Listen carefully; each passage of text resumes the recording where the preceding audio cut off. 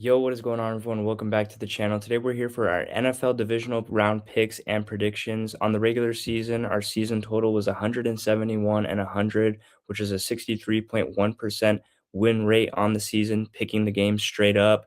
Last week, we were 4-2, picking games in the playoffs. The two games that we got wrong, we took the Chargers over the Patriots and the Steelers over the Texans. But overall, I thought we had a pretty solid week last week.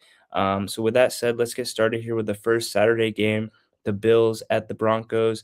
The Bills finished the year at 12-5. The Broncos finished the year at 14-3. And obviously, Josh Allen, I was really impressed with his performance last week against the Jaguars. He had an 80% completion percentage against a really good Jaguars defense on the road. To me, with a below average receiver group as well. And Josh Allen was able to get the ball out to nine different receivers in that game. I'm also looking at the Bills. I think they're just the more experienced team here, the most experienced team in this tournament. They have at least one playoff win in the last six straight seasons. They've been to the playoffs 7 consecutive years. So I think that experience is going to serve them well. Obviously, with the same coach, the same quarterback, they've been to two AFC championship games in that span. But I'm looking at the Broncos. I am a little bit worried about them in this matchup. They haven't traveled much in the last month, which I think serves them well as well. The only trip that they've taken in the last month was to Kansas City, and that's an hour and a half flight away from them. I'm looking at Sean Payton in this matchup too. He's had a week, he's had the bye week. I think that he's going to come up with a nice game plan for the Broncos and Bo Nix in this game. The Broncos are also 8-1 at home this season. Teams are also 4-11 after playing the Denver Broncos this season. So that just shows the kind of physical team that they are. I think that Bo Nix is a really elusive quarterback. I think he's a tough quarterback to bring down, to sack. They have a really good offensive line in Denver as well, and a really solid defensive line that can put pressure on the quarterback as well. I'm not totally sold on Bo Nix, but I'm not totally sold on this receiver group or the skill players for the Broncos. The second most drop passes by receivers is the Broncos in the NFL this season. I also don't love their run game. I think that Josh Allen and James Cook do just enough in this game. I know I don't love the Bills' defense. I think it's a little bit undersized in certain spots, and they can be exposed definitely. But give me the Bills to win this game 26-20. My confidence level being a 7 out of 10. Then we move on to the next game here. Let me put that in. I have the Bills advancing. We have the 49ers at the Seahawks. 49ers finished the season 12-5. Seahawks finished the season 14-3. This is a divisional game, which I think makes it really tough to pick. My confidence level for this game is a 5 out of 10. The 49ers did beat the Seahawks 17-13 week one, but obviously in week 18, the Seahawks defense really controlled that game versus the 49ers. Christian McCaffrey was not effective in that game. And I'm just looking at the 49ers. I mean, this is a really banged up team. They obviously just lost Kittle last week. And you look at the stats with versus without Kittle on this team, especially running the ball because he's a really good blocker.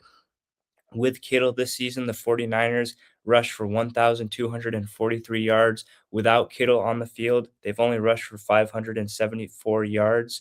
So I think that he is a major loss for this team. The 49ers are also last in the league in pass rush.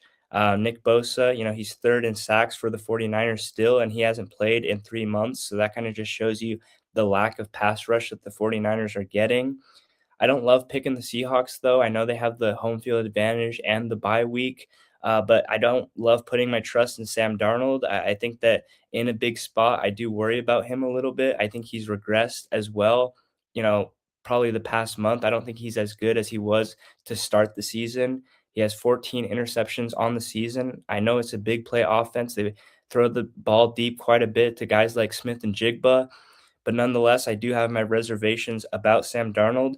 But I really do like this backfield that the Seattle Seahawks have with Charbonnet and Kenneth Walker. I think it's a really nice, underrated duo. Give me the Seahawks to sneak this one out 20-19.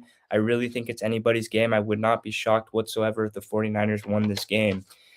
Then we move on to the Texans at 12-5 at the Patriots 14-3. The Patriots are the only team in the league with a top 5 offense and a top 5 defense.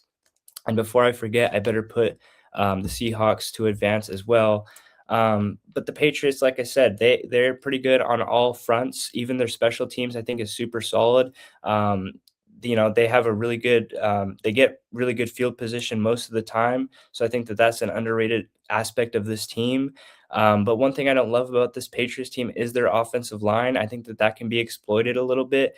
We saw Drake May get sacked 5 times versus the Chargers defense last week, and now he's going up against a defense in the Texans that is the best in the NFL. I think they're really going to put pressure on him in this game.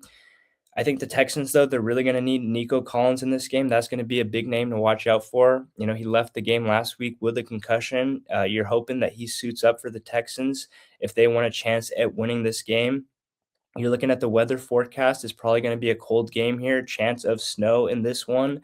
I like both backfields here. I like Stevenson and Henderson. Even May, Drake May, I think is an underrated running quarterback in this league. He has some wheels on him. I also like the backfield for the Texans. I think Nick Chubb and Marks are also a fantastic duo. But you're looking at the Texans, they have the best fourth quarter differential in the NFL, so they wear you down by the end of the game. The Texans are on a 10-game winning streak. I do worry about this Texans offense a little bit. They can struggle, especially in the red zone, but I think they do just enough here to win this game 22-18. My confidence level being an 8 out of 10. I really just don't see how the Patriots get past this defense. If they do, I mean, it would be a really big feat. I thought the defense of the Chargers was a pretty good defense last week. If they could get past this defense as well, I would be really impressed. But I just feel like the Patriots are a year or two away. They're still a very young team. First year of Vrabel coaching this team.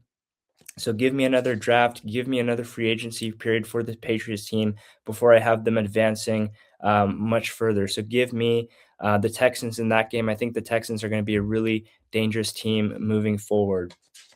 Then we move on to the last game here. We have the Rams at 12-5, at the Bears 11-6 on the season.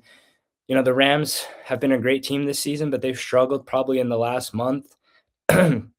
Excuse me, the Rams are 2-2 in their last 4 games, 7 picks in 7 games for Stafford. So he struggled a little bit. I also thought that this stat was interesting. Stafford is the only quarterback in the league to not run for a first down this season. Just thought that that was kind of interesting. Not that he has to run it, because obviously they have decent backs as well. But I'm looking at this Rams team. I think it can be exploited on defense. I do like that Rams front seven, but in the secondary, I think it can be exploited. They also have issues on the special teams. They've had issues in the special teams all season for the Rams. You look at the game against the Panthers last week. The Panthers were 4 for 4 in the red zone against the Rams defense. So that is pretty alarming in my opinion. But I'm looking at the Bears in this matchup. They're missing their left tackle here. They're missing TJ Edwards, who's one of their better defenders out there, in my opinion. And also just coming off of that big win against the Green Bay Packers, I think that that was probably one of the bigger wins, even in franchise history. I think that just coming off of that, I could see a little bit of a hangover for the Bears. It is going to be, once again, another cold game. Game temperature probably sub 20 degrees, chance of snow. But I think the Rams come into Chicago and beat this team. I just think top to bottom, I like the Rams. I like both coaching staffs, but give me the Rams and McVay. My confidence level being an 8 out of 10. Give me the Rams to win this game 18-16. So those are my divisional round picks. Thank you guys so much for watching, and I'll be back for more videos later. I'll see you guys later. Peace out.